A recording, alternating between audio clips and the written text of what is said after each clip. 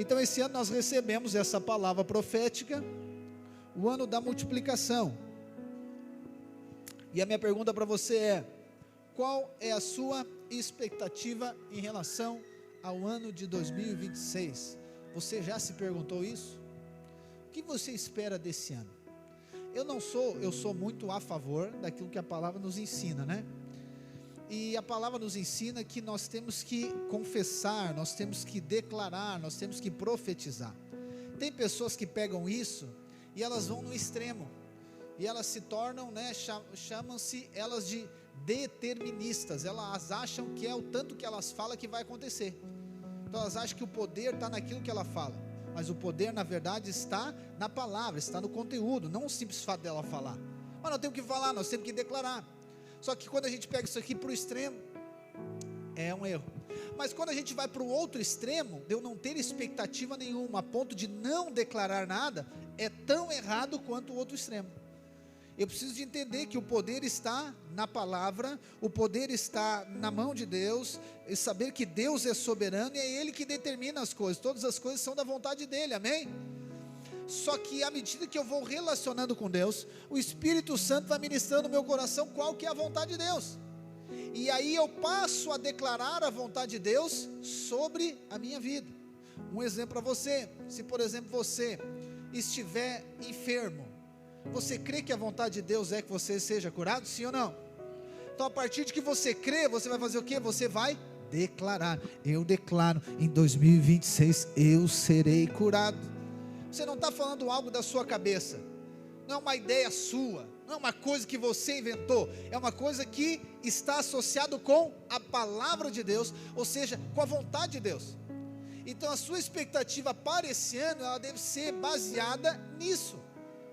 Ou seja, você sim tem os seus desejos, você tem sim os seus propósitos, mas eles precisam estar sobre a palavra de Deus, sobre a vontade de Deus, porque senão vai ser frustração. Eu sei que muitas pessoas, por muitas coisas não acontecer e ficar frustrado, elas já não determinam mais nada, elas já não creem mais nada. Não, o que vier tá bom, o que eu quero mesmo é chegar no final do ano. Qual que é o objetivo do ano? É chegar no final. Ou seja, isso não combina com aquilo que a Escritura diz. Isso é sobreviver. Mas a palavra diz que Jesus veio trazer vida, e vida em abundância.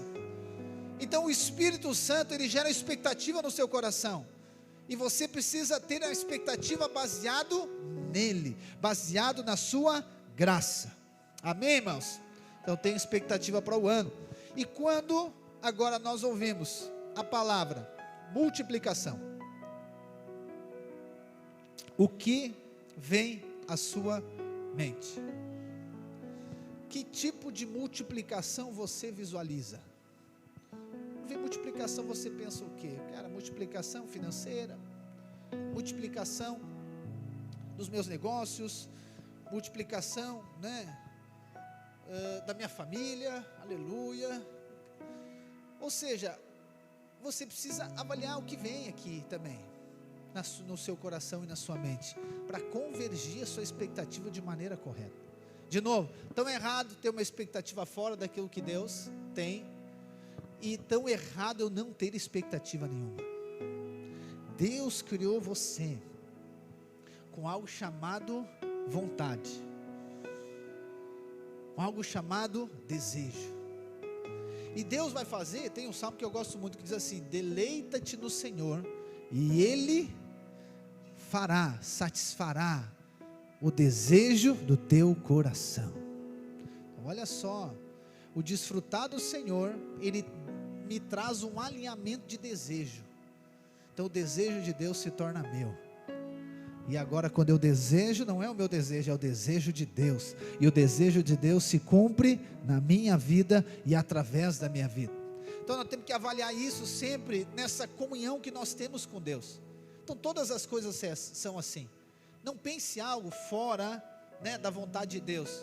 E você não precisa fazer um esforço no sentido para agora saber qual que é a vontade de Deus. Não, o Espírito habita em você, e a palavra de Deus, ela nos mostra qual que é a vontade de Deus para a nossa vida, amém, irmãos? Só que quando nós falamos de multiplicação, algo que identifica o mover de Deus. Se tem um aspecto que identifica o mover de Deus, é a multiplicação. Por quê? Porque a multiplicação, ela não acontece através do homem. O homem não tem capacidade de multiplicar nada por si só. Por conta do quê? Por conta da sua limitação. A multiplicação, ela é o resultado de um processo sobrenatural. Não tem como o homem multiplicar, principalmente algo relacionado à palavra de Deus. Quando nós vamos ver histórias na palavra de Deus em relação à multiplicação, e aí vamos pegar aqui João capítulo 6, quantos conhecem a multiplicação dos pães e peixes?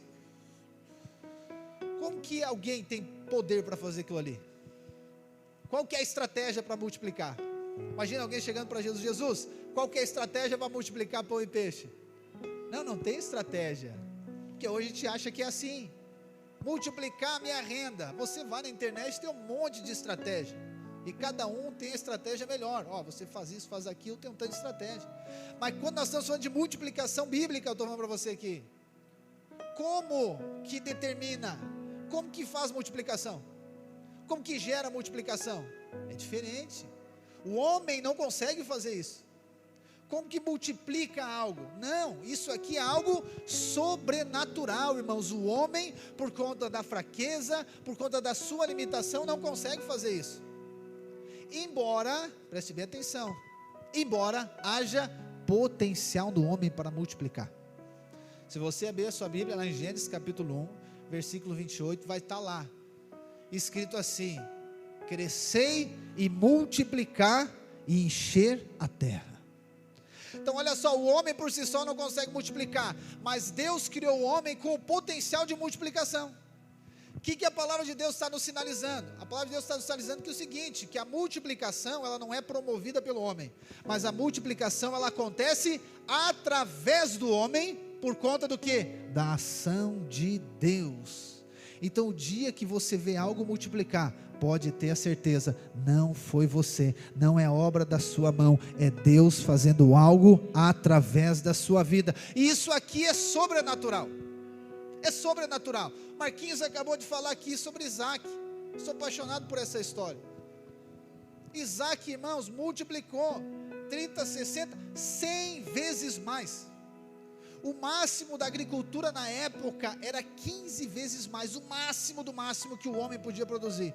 Mas Isaac, o mínimo dele foi o dobro do que o homem podia fazer, 30 vezes, 60 vezes, 100 vezes mais. Ou seja, aquilo que as pessoas, aquilo que o homem produziu num ano, Deus fez em um ano aquilo que o homem demoraria 100 anos para fazer. Eu pergunto para você, isso é sobrenatural ou não é? Então se tem algo que mostra Deus movendo, Deus agindo, é a multiplicação. E há então em nós essa ideia inicial de que primeiro, os dois extremos, nós não temos nenhum tipo de potencial. Não, o potencial está em nós para multiplicar, porque Deus nos fez com esse potencial. Embora na maioria das vezes ele esteja latente em você, ele não está desperto, ele não está sendo usado. Porque na maioria das vezes nós queremos usar ele da nossa maneira, mas Deus é quem multiplica através de nós.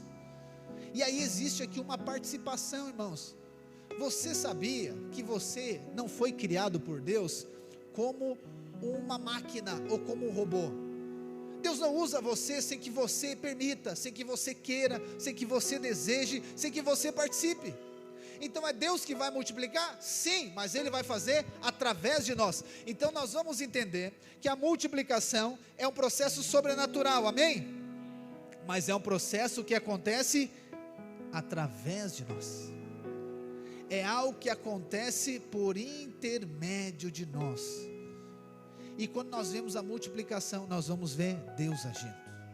Mas se fosse tão simples assim, seria fácil. Mas não é tão simples assim. Porque na verdade, eu estou construindo um raciocínio com você. O homem, como eu falei, ele vai tentar multiplicar por si mesmo, porque ele acha que é o seu desempenho que determina a multiplicação. Então eu estou guardando o seu coração aqui. Quando nós recebemos a palavra multiplicação, a gente acha que é sair correndo e fazer e acontecer. Não, calma. Não é o seu desempenho, não é a sua atitude que vai determinar a multiplicação. Não é. Não confie no seu braço para multiplicar. Não confie na sua habilidade para multiplicar. Jesus nos ensinou em João capítulo 15, lembra? Ele diz o quê? Sem mim, nada vocês podem fazer. Então nada, não tentem fazer nada independente de Deus. Não tentem fazer nada baseado na sua força, na sua habilidade. Não. Entenda e creia que a habilidade que você tem, foi Deus que colocou em você. E dependa daquele que criou você, daquele que salvou você, daquele que formou você. Aí nós vamos ver multiplicação. Mas existe algo aqui tão poderoso no meio dessa história. Porque não é simplesmente Deus fazendo algo através de nós. Não. Existe um outro aspecto nesse processo. A multiplicação, na verdade, ela é um resultado daquilo que acontece dentro de nós. Guarde isso no seu coração para esse ano. Deus nunca vai fazer algo através de você que Ele não tenha feito em você primeiro. Primeiro Deus faz dentro de você. Então olha só, como que Deus faz a multiplicação, o processo de multiplicação, que parece que ficou mais desafiador agora. Ou seja, é Deus fazendo algo em mim, e aquilo que Ele faz em mim, agora vai transbordar através de mim. Isso é multiplicação. Vou mostrar para você, rapidamente na história de Abraão. Quantos conhecem a história de Abraão aqui? Abraão, você sabe, avançado em idade, não podia ter filho. Sara, avançada em idade e estéril. E qual que foi a promessa que Deus deu para ele? Que ele teria um filho. Se fosse só isso até tá bom, mas o que ele disse? Que o filho dele seria o início de uma grande nação. Então isso é multiplicação. Só que o que acontece? Antes dele ter um filho, o que aconteceu na vida dele? Deus trabalhou na vida dele, irmãos. Deus trabalhou na vida dele. Porque qual que foi a primeira coisa que ele quis? Não a primeira coisa, depois de um tempo, ele recebeu a palavra que teria o filho. Só que o filho não vinha, não acontecia nada. Ele e Sara estavam fazendo lua de mel toda semana e nada acontecia. Aí o que ele pensou? Vamos dar uma ajuda para Deus. Ele e Sara tiveram uma brilhante ideia. Vão pegar a serva Agar, e aí, Abraão, tu tem a relação sexual com ela e tem um filho com ela, porque se ela é minha serva, ponto, vai ser como se fosse minha filha. Olha, o potencial da multiplicação está nele, mas ele foi fazer algo baseado no seu braço, no seu esforço, independentemente de Deus. O que aconteceu? Nasceu um menino chamado Ismael, que deu problema. Deus disse: não, Abraão, é filho de Sara, é dela que eu falei, não é. Aí 13 anos depois, Deus leva Abraão para uma experiência que eu acho que foi determinante para isso. Deus diz para Abraão: Abraão, é o seguinte, vai numa cidade que todas as mulheres são estéreis lá. Então tu vai lá naquela cidade e tu ora pelas mulheres, porque quando tu orar, elas vão engravidar. E Abraão foi para aquela cidade. Só que quando Abraão chegou lá, ele já cometeu uma bobagem. Ele já mentiu que Sara era irmã dele. Na verdade, deixa eu defender Abraão aqui. Ele não mentiu totalmente. Por quê? Porque na verdade Sara era irmã dele, era meia irmã. Mas na verdade ele também tem que levar um puxão de orelha, porque ele não falou que era mulher. Imagina, é a mesma coisa eu chamar minha esposa de irmã. Olha ali a carinha dela. Às vezes eu digo em casa: amém, irmã. Ela olha assim: irmã, é minha esposa, aleluia, glória a Deus. Então Abraão fez isso, ele foi chamar Sara de irmã. Então nunca chame a sua esposa de irmã, chama ela de amor. Aleluia, irmãos. Irmãos, não as irmãs. E aí ele já cometeu uma bobagem. Aí Deus disse: tá bom, então agora é o seguinte. Aí o rei lá fica sabendo que ela é irmã, que não é irmã, que é esposa, e já, ainda ele recebe um monte de coisa. Mas olha aqui a graça, Deus foi levar ele uma experiência da graça. Aí ele teve, uma visão de Deus dizendo para não tocar naquela mulher que era Sara, porque se tocasse, ele ia morrer. Aí ele se apavora, diz: Abraão, por que tu não me disse que era tua mulher? Aí Abraão disse: não, eu estava com medo de morrer. Aí o que o cara faz para se livrar de Abraão? É o seguinte: pega ali uns bois, pega uns animais, pega uns mantimentos e dá para esse cara sair daqui. Irmãos, isso aqui é algo que nos confronta, né? Ele mentiu, fez errado e ainda recebeu algo. Ah, pastor, então eu já entendi, então o negócio é fazer coisa errada. Não, é Deus dizendo que a bênção não está ligada com aquilo que faz, a bênção está ligada com a graça de Deus. Aí Deus diz para Abraão: Abraão, é o seguinte, mas antes de tu ir, tu vai orar por essas mulheres, elas são todas estéreis. E aqui, foi o teste de Abraão. Como que eu vou orar para uma mulher estéril ganhar um filho, se a minha esposa é estéril? Se nós não temos filhos? Ou seja, como que eu vou dar algo que eu não tenho? E aqui é o teste da graça. Aqui é o teste que Deus nos conduz. Nós entregar aquilo que nós não temos. E aí o que acontece, irmãos? Impressionante a história. Abraão vai lá e ora pelas mulheres. E a palavra diz que elas engravidaram. E ali Deus fez algo em Abraão. Depois o texto continua dizendo que Deus muda o nome de Abrão para Abraão, de Sarai para Sara. Ali ele é transformado. Aparece naquele dia o anjo e diz: daqui a um ano a tua mulher vai estar grávida. Então, antes de algo acontecer através de Abraão e Sara, aconteceu nele, aconteceu dentro dele. Então a multiplicação é o que? É o resultado daquilo que Deus faz dentro de nós, e isso transborda através de nós. E eu quero dizer, esse é o ano da multiplicação. O amém já foi mais fraco, né? Porque você já entendeu, é o ano de Deus trabalhar dentro de você. É o ano de Deus moldar dentro de você. Mas não se assuste, vai ser o melhor ano da sua vida.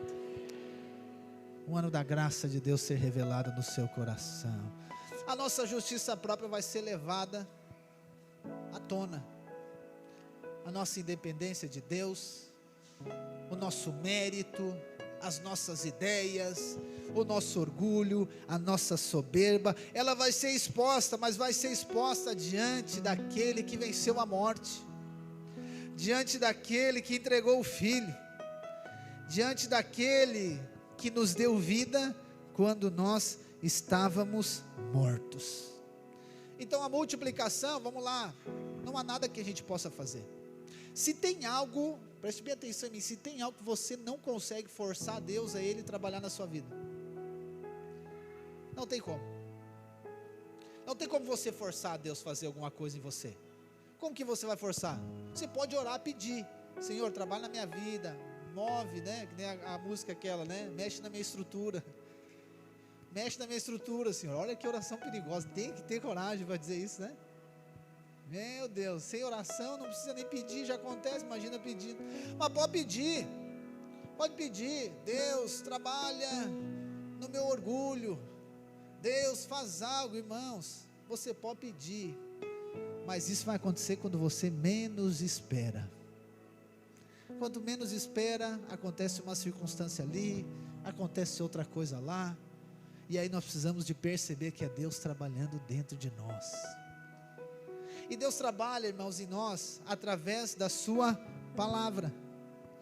Nós precisamos entender que, diante do processo de transformação, que vai levar à multiplicação, nós não podemos forçar Deus, não podemos acelerar nada. Por quê? Porque é Deus que faz. A multiplicação não há nada que nós podemos fazer, é Ele que vai fazer. Mas e agora? A pergunta é: o que nós vamos fazer? Vou ficar passivo, omisso, vou ficar de braço cruzado, vou ficar olhando, somente esperando as coisas acontecerem, então não vou fazer nada, pastor?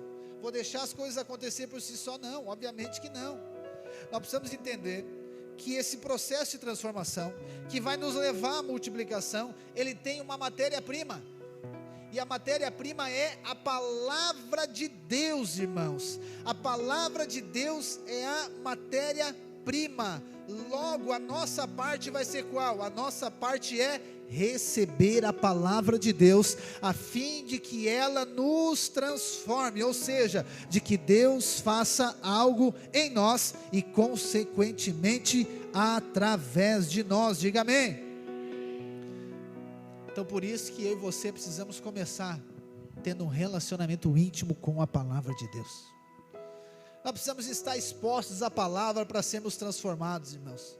Por isso que nós temos que nos alimentar da Escritura diariamente. Ler as Escrituras, meditar nas Escrituras.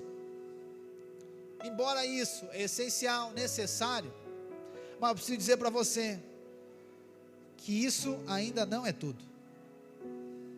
Porque nós podemos receber a palavra todo dia, podemos ler a palavra todo dia, nós podemos estar no culto toda semana, nós podemos estar nas reuniões do GC toda semana e ainda assim nada acontecer. Falei para você, nós não podemos fazer nada para Deus multiplicar, é Ele que faz. Mas se tem algo que a gente pode fazer, é impedir que Deus faça. Por quê? Nós podemos resistir à palavra de Deus. Então eu posso receber a palavra, mas eu posso resistir a ela. Eu posso tornar essa palavra indiferente. Por isso que é necessário eu permitir que a palavra de Deus me transforme. Eu preciso aceitar agora, olha só que interessante, aceitar o confronto do Espírito Santo através da palavra de Deus na minha vida. Nós não podemos fazer algo, mas podemos impedir resistindo. Quando a palavra ela gera algo em nós, sempre, preste atenção, sempre, em todos os momentos, sempre, ela irá nos conduzir a uma resposta de fé. Jamais alguém vai ficar passivo diante de receber a palavra de Deus da maneira correta. E eu vou mostrar para você que maneira é essa. Se eu e você recebemos a palavra resistindo a ela, se eu e você recebemos a palavra como se fosse qualquer outra coisa, essa palavra não vai gerar resultado em nós. Mas se você receber a palavra da maneira correta, ela vai transformar a sua vida, ela vai impactar você, ela vai gerar algo dentro de você, ela vai conduzir você a mover, irmãos, porque a palavra de Deus, ela é poderosa, amém, irmãos? E aí eu quero falar rapidamente para você, não consegui falar tudo, mas vou falar de uma parte da parábola do semeador, que ela mostra a maneira, que há 4 maneiras de nós relacionarmos com a palavra de Deus, e que nessa palavra, que é a semente no texto, ela tem um potencial poderoso de multiplicação, mas também, que em nós, há um potencial também, de limitarmos a ação da palavra na nossa vida. Abra sua Bíblia lá em Mateus capítulo 13, vamos ler juntos. Mateus 13, aleluia, versículo 3,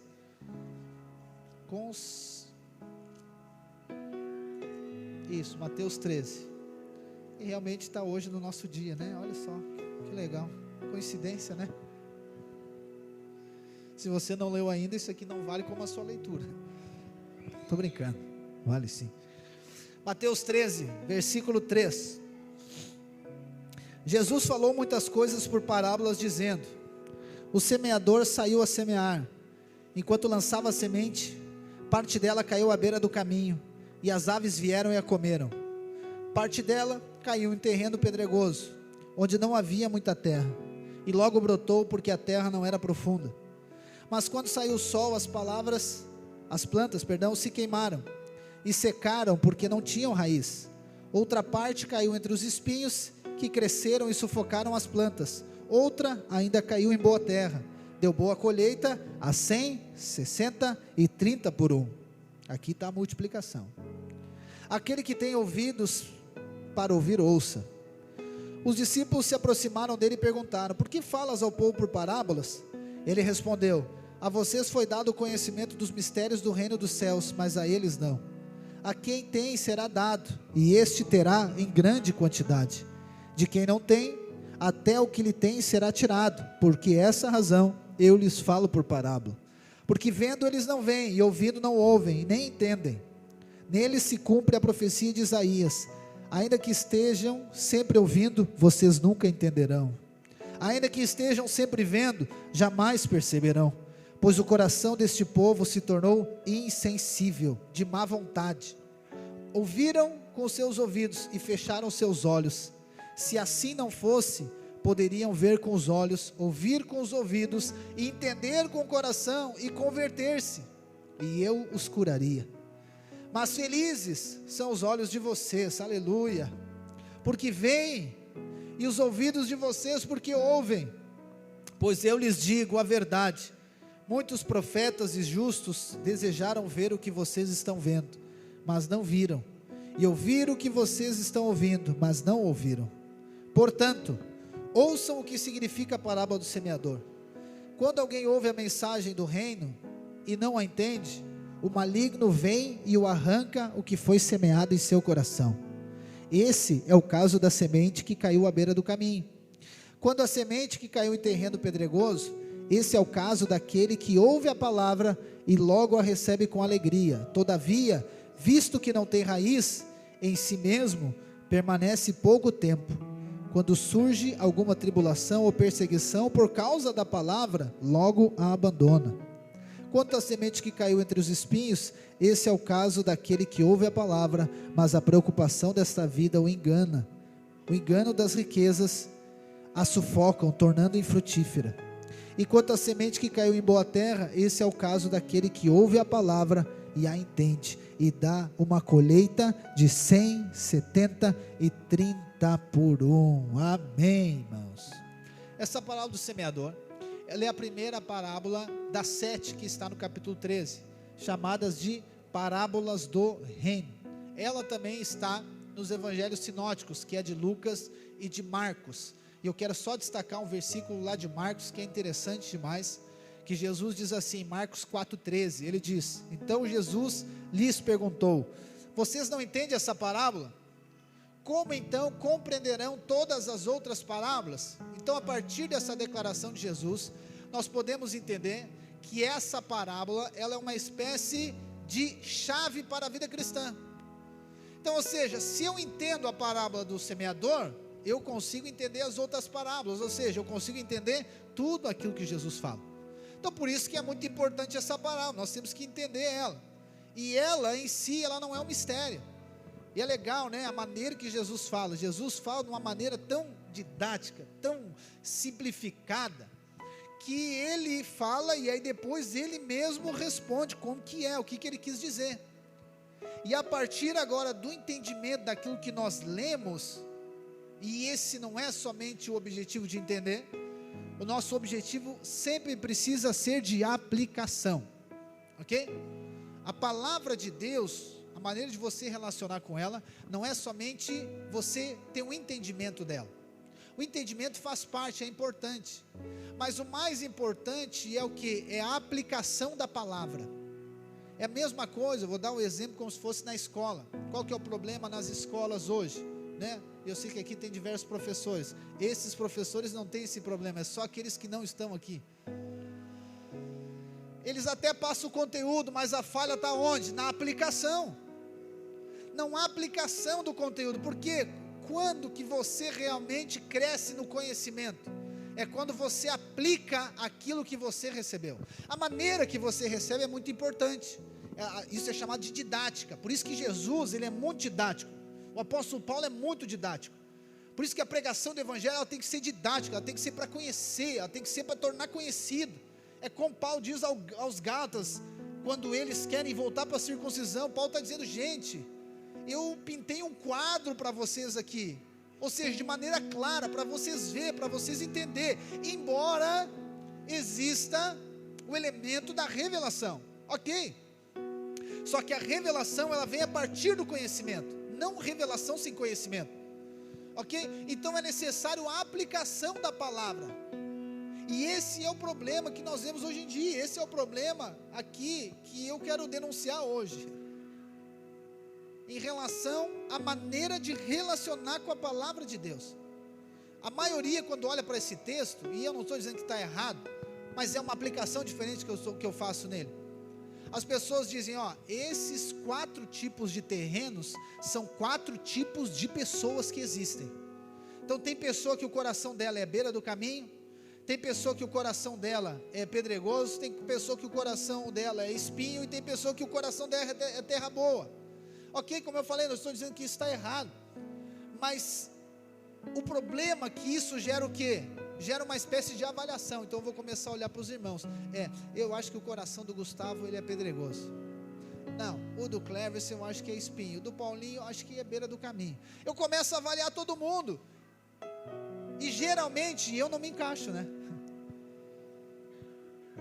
Geralmente eu não me encaixo. Eu consigo encaixar todo mundo. Esse aí, olha só, o coração dele é de pedra. Vai na igreja há tantos anos e nada acontece. E esse aí acho que vem, passear. Enfim, então eu começo a classificar todo mundo. Só que a questão aperta quando eu olho para essa parábola e eu vejo que esses 4 terrenos, eles estão dentro de mim. Então não é sobre os outros hoje o culto é sobre nós que estamos aqui. Então não são 4 pessoas, não, são 4 maneiras que eu posso relacionar com a palavra de Deus. 4 maneiras que eu posso definir, decidir e determinar que eu vou relacionar com a palavra de Deus. E quando nós consideramos então o poder da semente, que é a palavra, nós vamos ver que existe potencial de multiplicação dentro de nós, mas existe um potencial que limita a multiplicação também. Olha que interessante isso, né? Há um potencial gigantesco dentro de você, e isso é porque você foi criado por Deus. E quando você crê, olha só o que Deus faz. Você não tem somente um potencial, você agora tem um valor também, porque o próprio Deus, Ele habita dentro de você. Então, potencial somado com esse valor, ou seja, com a presença de Deus, o Espírito que ressuscitou Jesus dos mortos, ele habita dentro de você. Então olha só, tem como dar errado, irmãos? Tem, porque existe um potencial gigantesco também, que limita a ação de Deus na nossa vida. E agora a sabedoria e a maturidade é eu aprender a lidar com esses 2 aspectos. Não é que você é 2 pessoas, não é isso, mas é que existe 2 tipos de potencial dentro de você. Por isso que dificilmente eu fico escandalizado com as situações que acontecem. Então a pessoa lá, ela cometeu um crime, obviamente a gente fica pela situação, mas não com apavorado que tal pessoa cometeu um crime, porque eu sei que existe um potencial nela. Imagina, irmãos, vamos lá, é que a gente acha que algumas coisas não tem a ver conosco, né? Que a gente é diferente. Mas imagina só, vamos pegar um exemplo, Judas, né? Judas andou com Jesus no mínimo 3 anos, recebendo a mesma coisa que João recebia, recebendo a mesma coisa que Pedro recebia, só que a resposta foi diferente, sim ou não? E aí você fica escandalizado, meu Deus, como Judas traiu Jesus, ele não podia ter feito isso.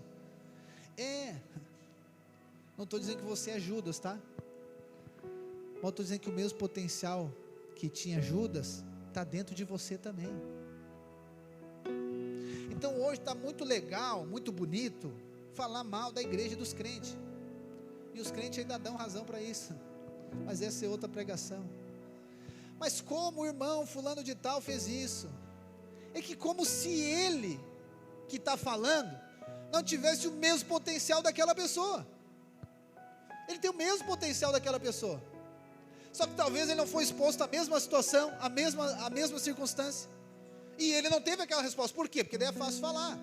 É que nem igual no estádio de futebol, né? O cara está jogando lá, é fácil falar dele, porque eu estou lá na arquibancada, mas quando eu estou lá é diferente. Quando eu estou na situação é diferente. Então por isso, irmãos, nós precisamos de entender que há um potencial de Deus poderoso dentro de nós. O Espírito Santo habita dentro de nós, amém? Mas existe um potencial na carne também. que limita aquilo que Deus quer fazer. Por quê? Preste atenção em mim. Quando você decide fechar o seu coração, esquece. Você decidiu. Você decidir fechar o seu coração para qualquer coisa. Você que é casado, decidir um dia fechar o coração para o seu marido, para sua esposa, esquece. Pode pegar marreta que não abre. Pode fazer qualquer coisa que nada vai acontecer. Por quê? Porque você decidiu fechar o coração. Olha o potencial que tem. Mas o dia que você decide abrir o coração, ponto, ninguém pode fechar ele, porque você decidiu. Então às vezes nós nos colocamos numa condição de que não temos responsabilidade das coisas que acontecem. Não, irmãos, não.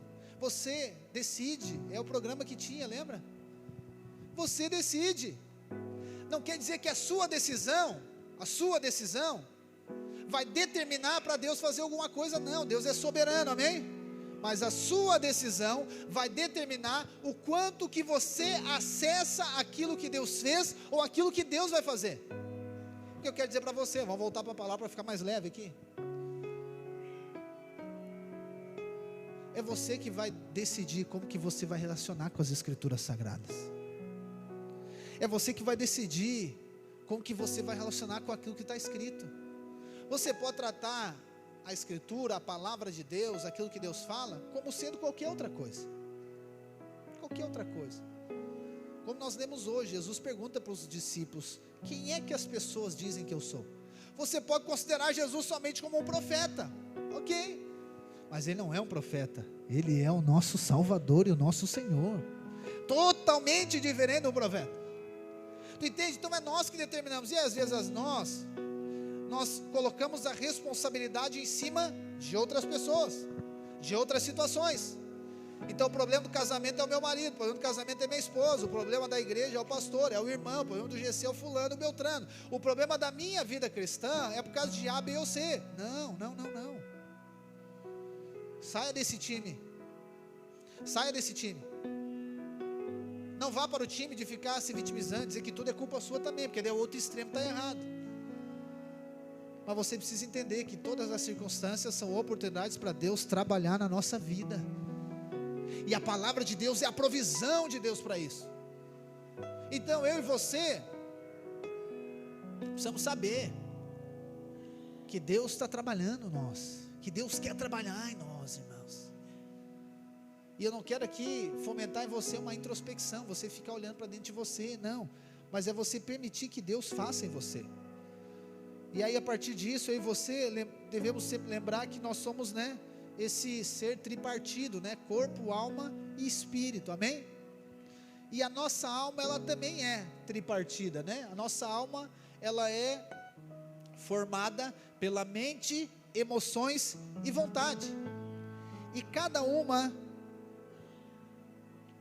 um desses terrenos aqui, que limitam a palavra de Deus, eu relaciono com a alma do homem. Então, à beira do caminho, eu associo com a mente humana. As pedras, pedregoso, as emoções do homem. E os espinhos, a vontade do homem. E a terra boa é o espírito do homem, porque quando a semente, que é a palavra de Deus, ela acessa o espírito do homem, nós vamos ver multiplicação acontecendo. Só que há um caminho para percorrer até chegar no espírito.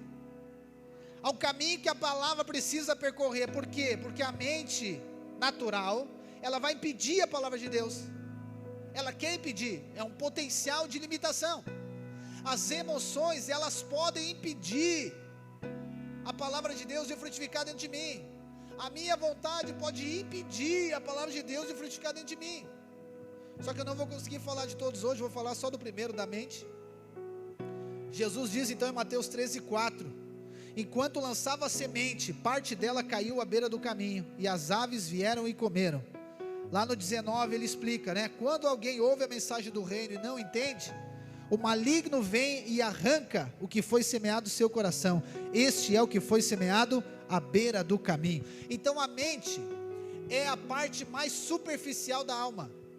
porque a nossa mente é o primeiro lugar de contato. Então a sua mente, a minha mente, a nossa mente, ela recebe diariamente, constantemente, muitos pensamentos. É uma enxurrada de pensamento. Então, por exemplo, você está aqui, você está recebendo pensamento de outras coisas, de outros lugares.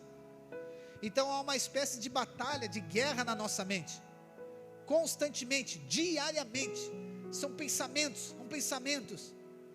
Então a maneira que Deus fala com você é através do Espírito. A maneira que Satanás rouba aquilo que Deus fala é através da mente. Porque a nossa mente, ela é como se fosse o HD de um computador. Ali que está todas as informações. E quando a palavra de Deus pode ser limitada pela mente, é quando você pega a palavra e coloca em xeque através da sua mente. Então eu vou ver, deixa eu pensar aqui, se isso aqui realmente é verdade. Eu estou falando da palavra, não estou falando de pregação de pessoa, estou falando de palavra de Deus. E aí a mente agora, nós precisamos de entender que a nossa mente, irmãos, ela não é confiável. Preste atenção, a sua mente não é confiável, porque você não é aquilo que você pensa, você é aquilo que a palavra de Deus diz de você. Porque se você é aquilo que você pensa, muitas pessoas usam um provérbio que na verdade não é bíblico. Um dia eu vou falar sobre isso. O homem pensa, assim como ele pensa, ele é. Não é isso que a palavra diz. Então a pessoa diz, eu vou ficar pensando que eu sou bom, então eu sou bom, eu sou bom, eu sou bom. Não é bom, a palavra diz que só tem um bom. Você não é bom coisa nenhuma. Pode ficar pensando a vida toda que não vai se tornar bom. Não, eu sou mal, eu sou mal, eu sou mal. O pessoal acha que o pensamento define. Não é isso. Não é o pensamento que define você. O que define você é o pensamento de Deus para você, o que define você. Então a sua mente não é confiável. Não é confiável. Porque quantas, permita aqui a palavra, quantas bobagens você pensa por dia? Atirar o marido pela janela. Deixa eu brincar um pouquinho que a coisa está séria.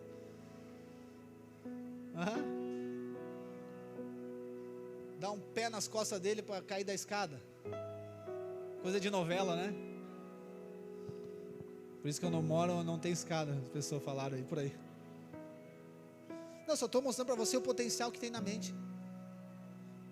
Não vê, às vezes você está lá no seu dia, tudo bem, tudo certo, daqui a pouco vem um pensamento em você. Cara, vontade de largar tudo e sair caminhando pela beira da praia e vou lá para Santa Catarina. Não, vou largar tudo, vou largar minha esposa, vou largar meus filhos, vou largar meu trabalho, vou embora de tudo isso, vou embora do mundo. Nunca pensou isso? Para mostrar que a sua mente não é confiável, porque esse pensamento não vem de você. Você acha que você que pensa isso, né? Não. Esse pensamento, o apóstolo Paulo diz lá em Efésios para nós, que esses pensamentos são chamados de dardos inflamados do maligno. Vou mostrar para você aquela coisa clássica. O clássico aqui, ele é fantástico. Certa vez você começa a sentir uma dor nas costas. E aí aquela dor fica um dia, 2 dias. No 3º dia você já fica preocupado. Será que não é uma hérnia? Não, será que não é ciático? Aí você faz o quê? Vou consultar quem? Agora tem concorrência. Era o Google, agora tem o chat GPT. Aí a pessoa bota lá, o que pode ser, especifica bem, está falando com uma pessoa, claro que ela está falando com uma pessoa. O que pode ser dor nas costas 3 dias, do lado direito, dói mais quando eu me abaixo. Aí o Google, ou o chat GPT vai lá e responde para você assim, isso é arriscado, não posso dar diagnóstico, não é assim que ele fala? Não posso dar diagnóstico médico, mas pode ser que você tenha uma doença grave. Aí você fica pensando, meu Deus, e não passa aquela dor. E aí começa a vir o pensamento, eu acho que na verdade você tem um câncer. Eu acho que eu tenho um câncer. Aí você bota a mão no cabelo, sai um cabelo assim. Você já começa a despedir, escrever carta, liga para a funerária já encomenda. É assim. A expectativa, entendeu? De uma mente que é resultado do pecado, que foi totalmente deturpada. Totalmente deturpada. Pastor, quer dizer que a pessoa não pode ficar com isso? Claro que pode, existe tudo isso, mas não é assim, está entendendo? Só estou mostrando para você que a sua mente não é confiável. Não é confiável. Tanto de pensamento que povoa a nossa mente, irmãos, porque a nossa mente ela foi corrompida por conta do pecado, ela é confusa, desordenada. Por isso que a palavra de Deus diz em Romanos capítulo 12, que a nossa mente precisa ser renovada pela palavra de Deus. Só que agora, qual que é o risco? Para mim finalizar, o risco é o nosso relacionamento com a palavra de Deus ficar a nível da mente. Esse é um problema, porque nós achamos que a palavra de Deus, ela está ligada somente com conhecimento e informação. Então eu leio a palavra, eu conheço, sim, conhecimento é mente, informação é na mente, e eu acredito que por conta desse relacionamento com a palavra de Deus, eu agora de fato sou um cristão, eu de fato agora, Deus vai estar fazendo algo na minha vida, porque eu conheço da palavra. Não, a palavra não pode ficar a nível de conhecimento e de informação. A palavra de Deus, ela precisa atingir o nosso espírito para existir transformação. Só que quando eu relaciono com a palavra de Deus somente conhecimento e informação, qual que é o resultado? É uma experiência superficial. Ou seja, como o texto diz, a palavra é a semente, ela fica somente à beira do caminho. E ela não vai permanecer ali, ela vai ser roubada. Satanás rouba a semente, porque a palavra, ou melhor, a experiência que a palavra deve provocar na mente, é para transformação. E aí Satanás então, ele sempre vai, preste atenção aqui, Satanás sempre vai conduzir você a esse nível de relacionamento com a palavra de Deus, a nível de conhecimento, de informação.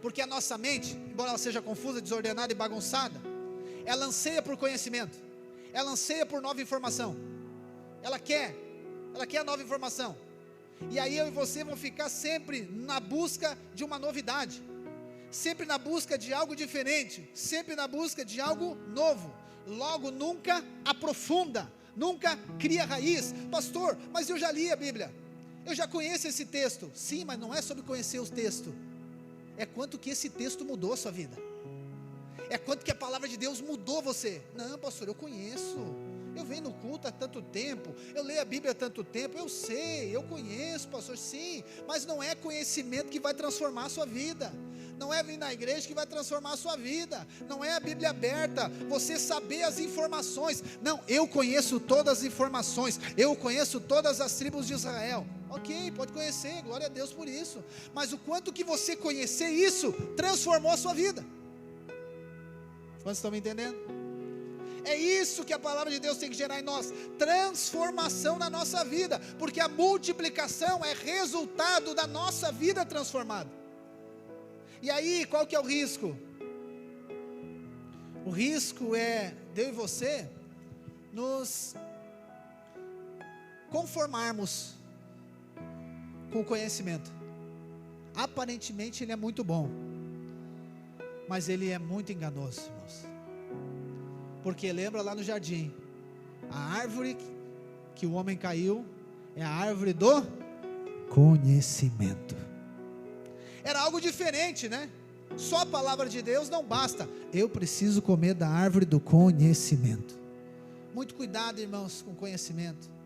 Não sou contra o conhecimento, mas não aceite um relacionamento com Deus baseado somente em conhecimento, porque tanto conhecimento quanto informação não garante profundidade com Deus. Você não se torna íntimo de alguém por conhecer todas as informações da vida dela. Você pode pegar uma pessoa e conhecer todas as informações da vida dela, e você acha que tem um relacionamento com ela. Não, ela nem conhece você, mas você sabe tudo da vida dela. Você sabe tudo lá, sei lá, de algum influencer lá. Não, eu sei tudo. Sei até o signo dele. Sei a cor preferida dele. Sei a roupa que ele usa. Ok, mas você não conhece ele. Você não tem relacionamento nenhum com ele.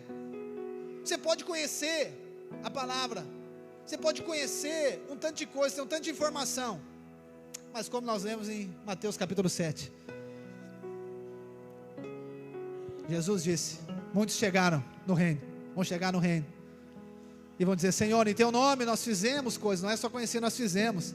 Mas Jesus diz: aparta-te, porque eu não vos conheço. O fato não é você conhecer, é o quanto que você é conhecido por Ele, por relacionar com a palavra de Deus. É por isso, irmãos, que hoje nós vemos por aí, é a era dos relacionamentos superficiais, inclusive com Deus. Então nós vamos ver um monte de gente que frequenta a igreja até há muitos anos. Eles veem muitos vídeos de pregações, muitas pregações pela internet, de diversos pastores, se alimentam de diversos lugares e pessoas, adoram as frases de efeito, motivacionais, até compartilham os vídeos, adoram as novas experiências do gospel, ou seja, bebem de diversos lugares, mas nunca vão direto à fonte. Bebe de um tanto de canudo, mas nunca vão direto à fonte. Nunca vão direto, não, eu quero ter uma experiência com o Deus dessa palavra, eu quero ter uma experiência com o Espírito, eu quero ter uma experiência com o Senhor. Não, eles nunca vão direto à fonte.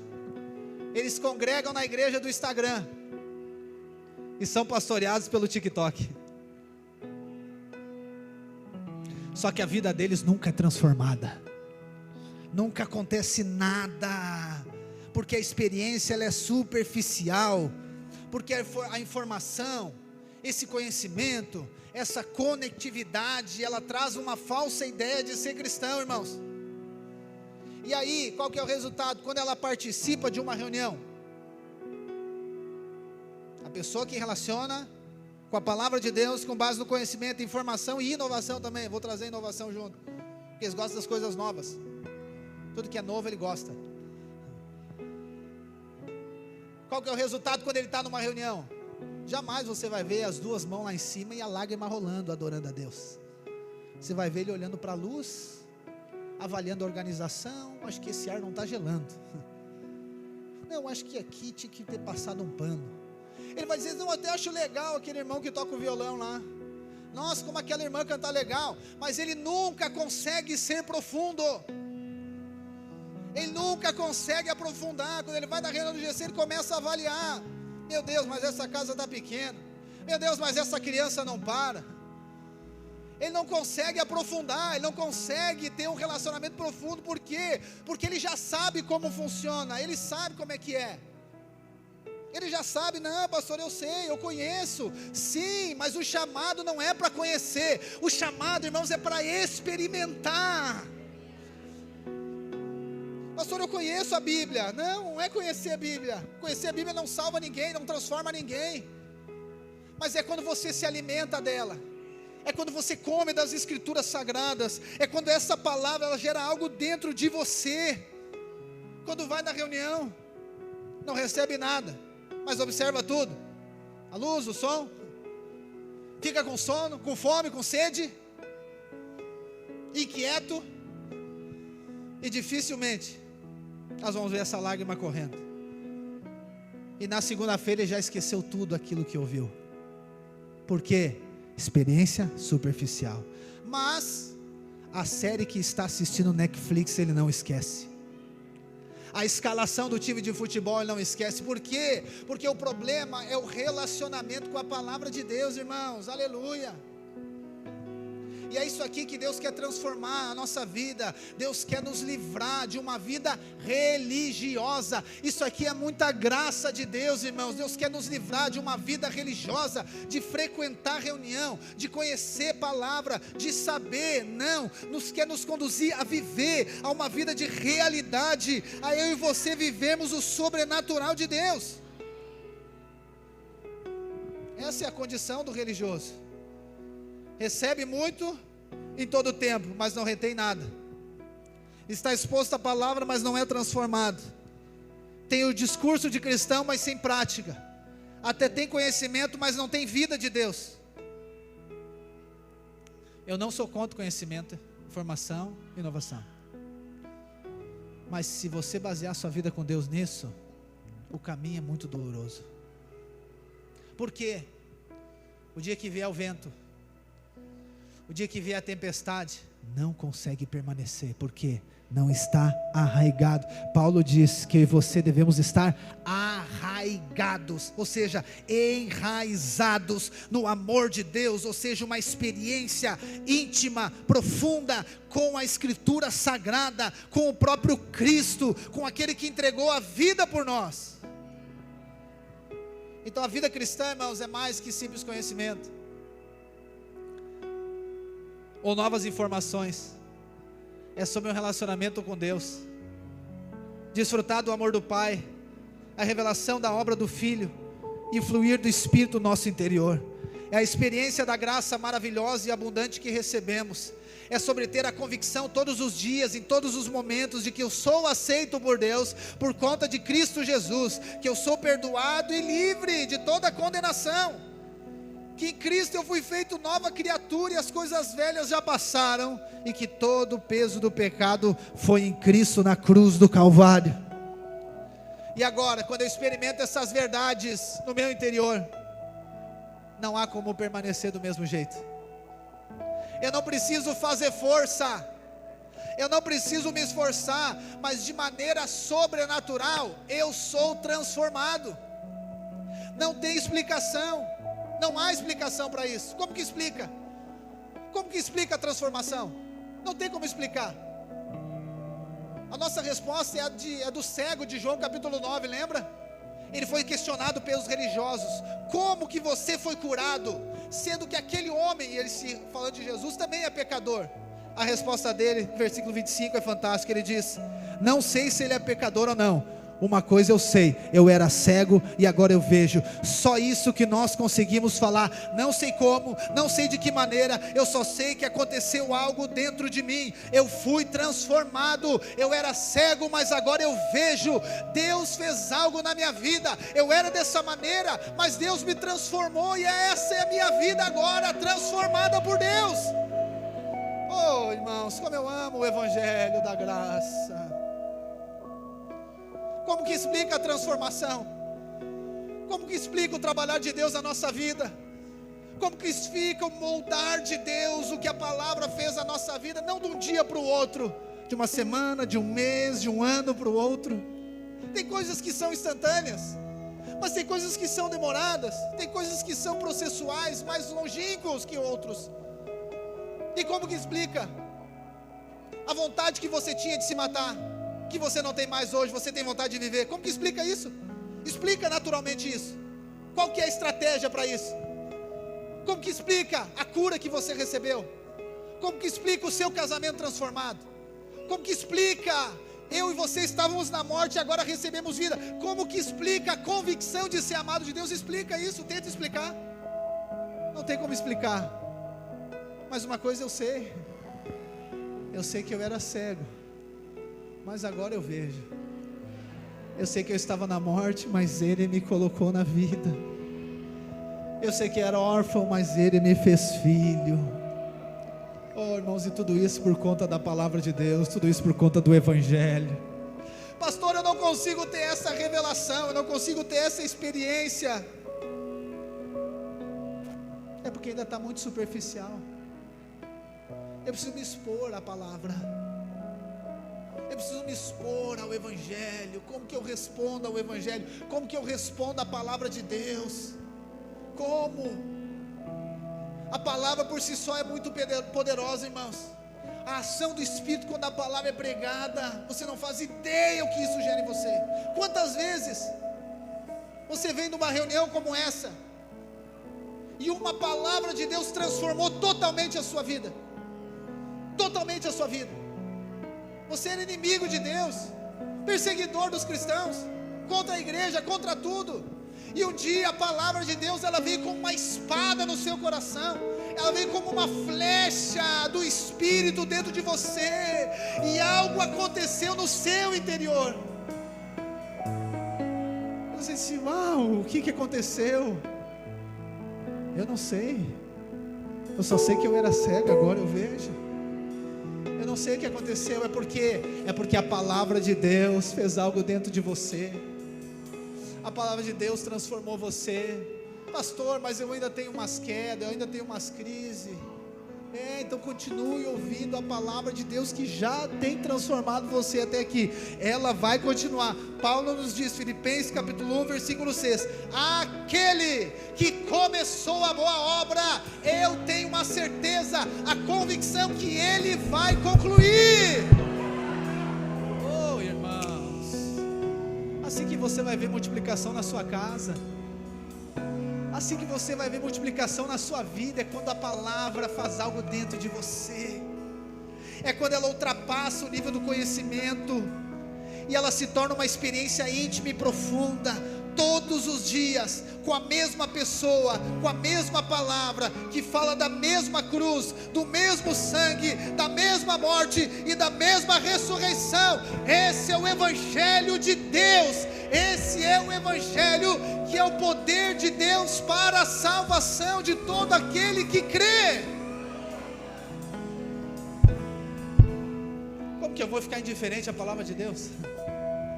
Como que eu vou ficar indiferente quando eu leio Efésios 2, que nós estamos na morte e recebemos vida? Como que eu vou ficar indiferente olhando Romanos capítulo 8, versículo 32, aquele que não poupou o seu próprio filho, antes nos entregou, e juntamente com o filho vai nos dar todas as coisas? Como que eu vou contra a palavra de Deus? Jesus me chamando: vinde a mim os cansados e sobrecarregados, que eu vos aliviarei. Oh, irmãos, não tem como eu ficar indiferente com algo que já transformou a minha vida. O Senhor está nos chamando para ir para um outro nível de profundidade na palavra.